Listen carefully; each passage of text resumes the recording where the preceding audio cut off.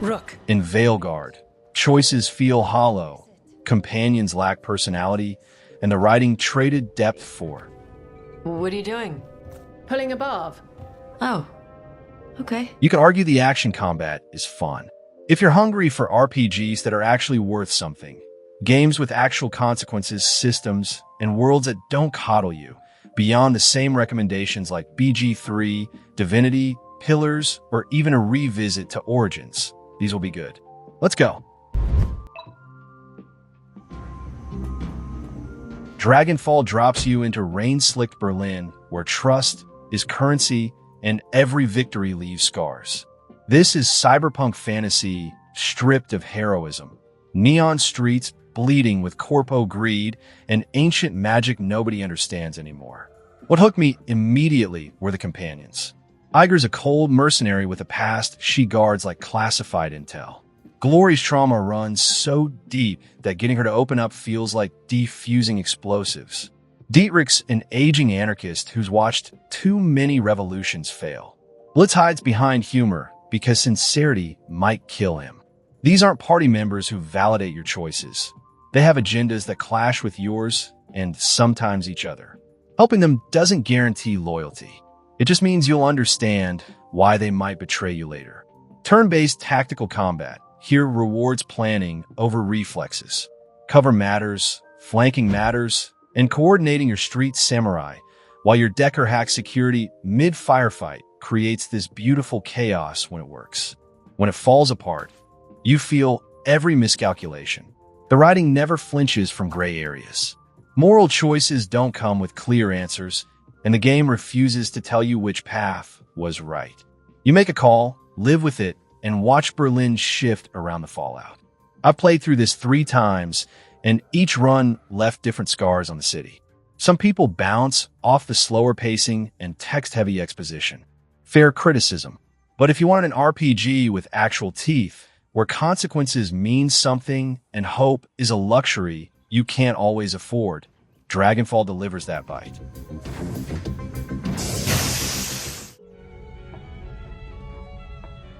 When I first played Arcanum back in 2001, I thought Troika Games had lost their minds. The premise alone sounded impossible. What happens when you drop an industrial revolution into a fantasy world and let the entire thing explode? Turns out, they pulled it off in ways most modern RPGs still haven't figured out. Your character build doesn't just change stats here, it rewrites how the world sees you. Invest heavily in tech and magic shops will refuse you entry.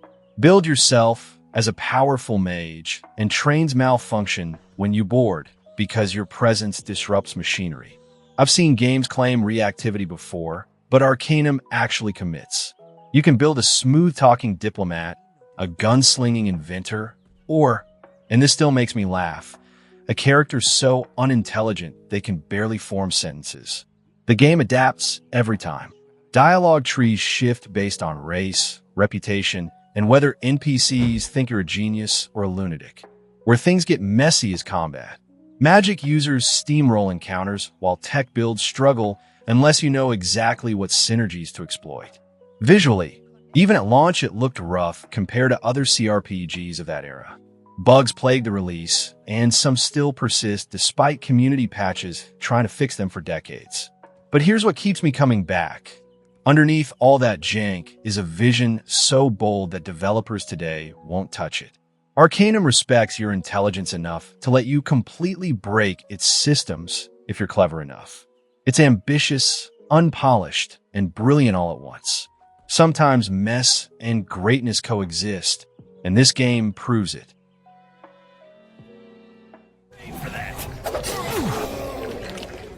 If you love stepping into classic fantasy worlds with real consequences and dark undertones, Black Geyser deserves far more attention.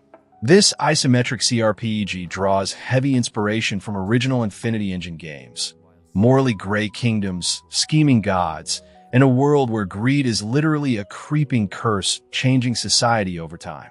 Quests start hopeful, then twist, as people choose selfishness over compassion. The theme isn't just flavor. Greed affects NPC reactions, faction behavior, and story path resolutions. I found myself watching civilization decay based on choices I made hours earlier, creating this unsettling feeling that my journey was happening during societal collapse. Real-time with pause combat channels classic Infinity Engine design. Spell interactions, area control, party roles all matter heavily. It encourages positioning and strategic spell use over button mashing. Some dungeons genuinely challenged me, forcing experimentation with builds and compositions I hadn't considered. Writing and world building align with what makes classic CRPG special. Quests unfold in unexpected directions based on decisions. Multiple endings shape around how you handle corruption. But production value isn't close to modern standards. Character animations are stiff, voice acting is minimal, UI feels clunky. Reviews criticize bugs at launch, though patches have improved stability. The story wants to be serious fantasy with weight rather than goofy or edgy. It has genuine heart for old-school role-playing. If you want games where choices shape entire kingdoms rather than just your party, this is among the best hidden options. It won't dazzle visually, but might surprise you with how decisions poison or preserve the world.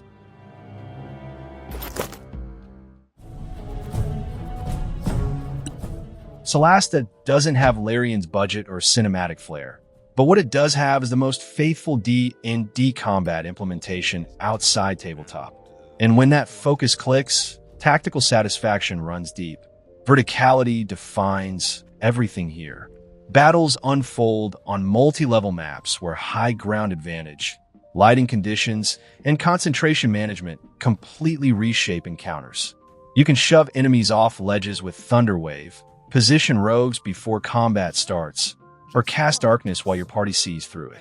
Positioning becomes your ultimate weapon in ways most tactical RPGs only pretend to care about. Where it diverges is companions. You don't get dramatic pre-written characters.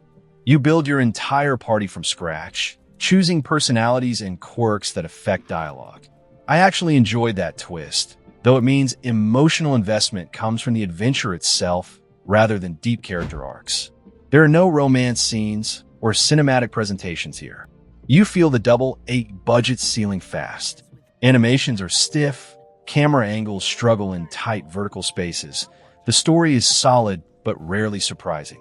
This game prioritizes pure strategy over spectacle, solving encounters like deadly chess problems where every move matters. What deserves credit? Genuine tactical creativity. You can build weird multi-class combinations that shouldn't work but absolutely do. Exploit environments. Set ambushes, use spell interactions that reward system mastery. When a plan comes together perfectly, few games match that satisfaction. If you love tactical D&D mechanics, specifically, Solasta is one of the most rewarding experiences you can play. It understands the game beneath the game.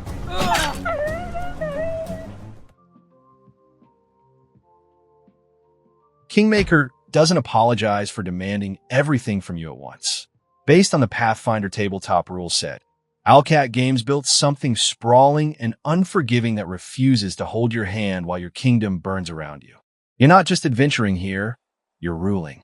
After claiming wild territory, you're suddenly juggling city construction, advisor management, political crises, and keeping your realm from collapsing. And the game doesn't pause kingdom management while you're in dungeons. Every decision about where to go and what to prioritize carries real weight. A bad decree can doom regions. Neglecting companions can trigger rebellion. I've watched entire playthroughs crumble because players ignored the wrong crisis at the wrong time. Character creation alone offers hundreds of combinations. Over a dozen classes, limitless builds, enough spells to make your head spin. Real-time with pause combat demands tactical mastery, and the Kingdom layer adds another dimension of complexity that overwhelms even experienced players if they don't stay vigilant. This is where people either fall in love or bounce off hard. The systems don't explain themselves gently. Difficulty spikes punish experimentation until you understand the rules. I've seen friends quit after 10 hours because the game refused to cushion their mistakes. But that uncompromising design is exactly why it works for me. Every victory feels monumental because nothing is guaranteed.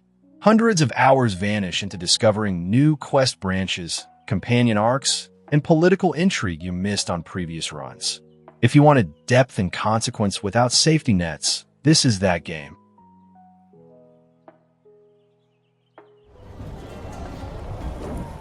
If leading a campaign, commanding armies, shaping nations, making political decisions that ripple across continents sound appealing expeditions, Rome delivers that fantasy better than most.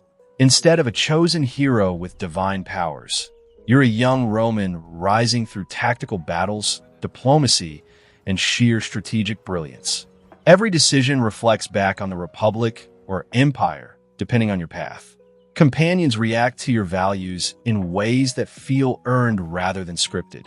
The writing explores power, cultural identity, slavery, and conquest's true cost without flinching. Conversations can shift entire political maps. Side quests turn into ideological arguments. Rome isn't portrayed as glorious. It's conflicted, brutal, full of competing agendas. Turn-based combat feels grounded compared to high fantasy alternatives. Fewer fireballs, more spears and shields. Positioning still matters, but now you're thinking about supply lines, troop morale, battlefield formations. Your squad has personalities and loyalties that evolve. You're managing people who question your leadership if you become too ruthless or too soft. Presentation is where budget limitations show. Cutscenes are minimal. Environments lack cinematic polish. Facial animations feel stiff. Emotional bonds aren't as dramatic or romantic as some might expect. Still, calling it subtle doesn't mean weak. Rome is one of the most reactive tactical RPGs ever made. Choices genuinely reshape how your story unfolds. If you wanted to lead rather than just fight, this deserves full attention. I spent over 80 hours on my first playthrough and still missed entire faction paths. My blood. If you crave RPGs where every decision cuts deep, this is a masterclass. Set in the ruins of a fallen empire, assassins, scheming nobles, cultists chasing ancient power, survivors fighting over civilization's bones. There's no chosen one. Just your wits and the constant threat of failure. This is one of the most reactive RPGs ever built. Almost every quest offers multiple solutions: diplomacy, deception, stealth, assassination, violence. And the game does not care if you're unprepared. Many builds go hours without combat, while others specialize in fights so brutal that one mistake ends your run permanently. The writing never softens blows. Allies betray you, deals collapse, people die because you misread situations. Choice matters here more than almost any RPG I've played. Your build defines which paths even exist. A diplomat navigates scenarios completely differently than a mercenary. Decisions stick permanently with no do-overs. I've had runs end in disgrace because I chose the wrong skill investment 20 hours earlier. The combat system is dense, tactical, ruthlessly punishing. Visuals are functional rather than cinematic. There are no companions, romance, or cozy moments. Some players hate the harshness and call it unfair. The game shrugs because struggle is the entire point. What makes it special is how it treats story. The world bends or breaks depending on who you choose to be. Your journey might end in triumph or disaster based purely on decisions and intelligence. It's unapologetic, cruel, brilliant. If you want a role-playing challenge where your brain is your greatest weapon, this is a hidden gem worth discovering.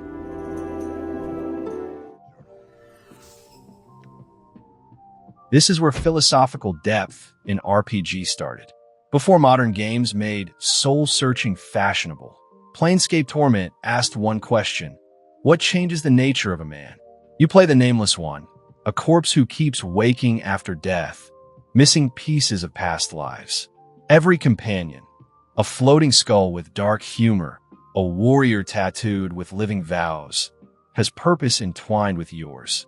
This isn't about saving the world.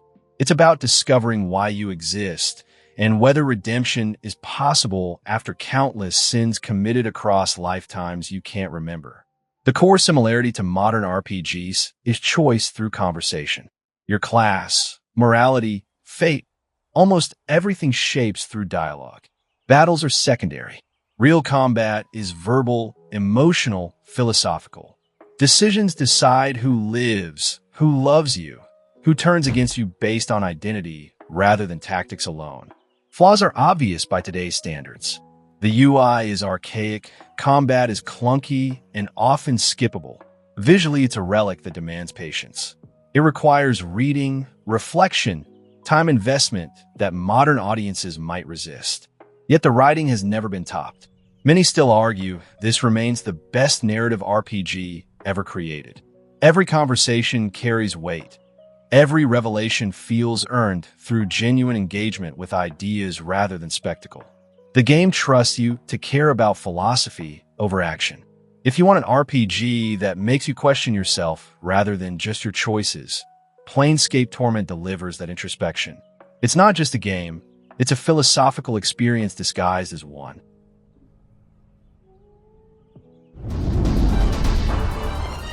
Few PlayStation games squeezed as much mechanical depth from limited hardware as Vagrant Story did in 2000. This dark gothic action RPG from Square demanded mastery in ways most games avoid, turning system understanding into the real challenge alongside narrative mystery. Set entirely within decaying Leomond, you play Ashley Wright investigating conspiracy that spirals into madness and forgotten history. Combat plays real-time, but lets you pause to target body parts, disable enemy arms to stop attacks, cripple legs to reduce movement. Every enemy has individual armor, resistances, weaknesses that demand adaptation. Then there's the risk system. Every combo attack raises your risk gauge, making follow-up stronger but less accurate and more vulnerable to counters. It creates constant tension. Do you push for one more strike or retreat to reset? I love how it punishes greed while rewarding calculated aggression. Weapon crafting deserves its own discussion. You don't find legendary swords. You build them from scratch. Blades, hilts, grips, gems combined based on enemy type, elemental alignment, combo timing. A sword devastating against undead might bounce uselessly off golems. It's trial and error as progression system. Visually, Vagrant Story pushed PS1 beyond limits with full 3D environments, dynamic lighting, cinematic camera work that felt closer to Metal Gear than Final Fantasy. The gothic atmosphere is oppressive yet gorgeous. It doesn't beg you to love it. It challenges you to understand it. And once systems click, there's no turning back. I've replayed this 5 times and still discovered new combat strategies.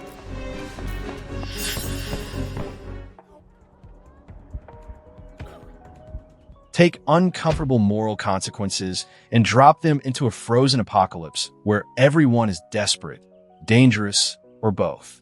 Wasteland 3 trades dragons for machine god cults, prophecies for a royal family of psychopaths, and heroism for brutal survival politics. Reactivity here is relentless. One wrong comment to a faction leader shifts entire quest lines. A seemingly harmless act, one decision slams into you. In Act 3, like a freight truck. I've had choices haunt play-throughs for 20 hours before revealing their full consequences. The world doesn't revolve around you. It evolves because of you, and not always for the better. Combat is tactical chaos. Cover matters, elemental effects chain together, and you can bring robotic companions or weaponized animals into firefights. Builds get absurd. You can make a clown makeup sniper with a pet goat who became an unstoppable killing machine. It's brutal, dark, and often hilarious in the bleakest possible way. The caveat: this game is not hopeful. Humor is twisted. The setting is bleak. Relationships are alliances of convenience rather than deep bonds. Some players find the tone too cynical, too abrasive. Inventory management becomes tedious, and difficulty spikes punish experimentation until you master systems. Yet beneath the grime lies something rare. Freedom with consequences you can't undo. Leadership that forces uncomfortable choices, and survival politics instead of heroic destiny. If you want an RPG that questions whether you're the hero or the villain and then makes that doubt its core design, Wasteland 3 commits fully.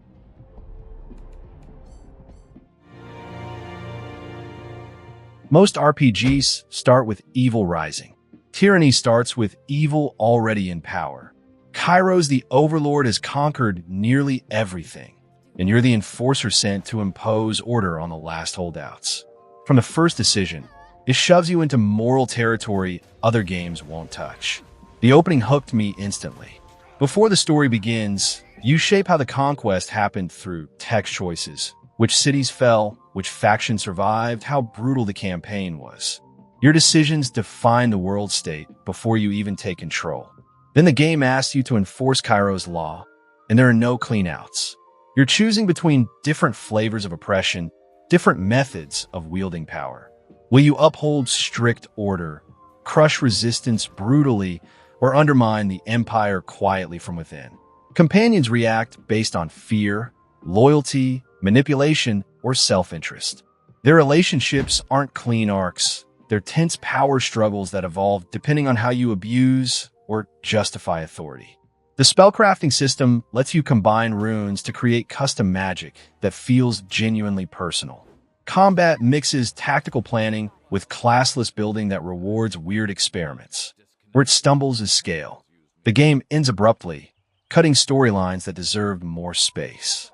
Exploration areas lack polish, and some builds become overpowered early, breaking difficulty balance. Still, Tyranny earns its place because it commits fully to an uncomfortable premise. It doesn't just let you be the villain. It forces you to define what kind of villain you are and justify every abuse along the way. If you want an RPG that assumes hope is already dead and asks what you'll do anyway, this delivers.